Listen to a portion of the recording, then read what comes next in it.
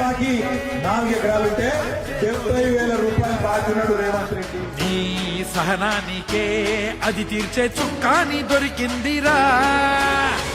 ఊర్లనైనా 100% రైతులకిన్న రుణమాఫీ అయింది అంటే రాజీనామా చేసి వెళ్ళిపోతా అని చెప్పిన. ఈ స్పర్శల్లోని దాగున్న మరణాన్ని చెరిపేయరా.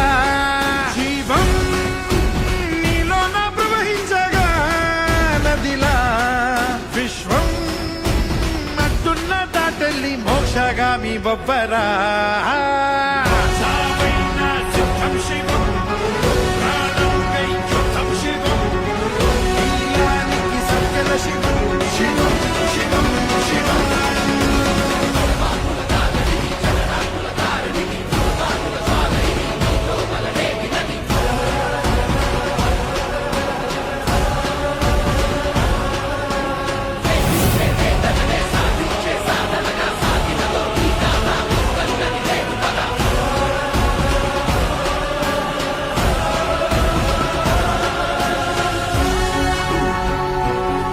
గ్యారంటీలు అమలయ్యేదాకా వదిలిపెట్టాం. ప్రజల తరపున అడుగుతూనే ఉంటాం.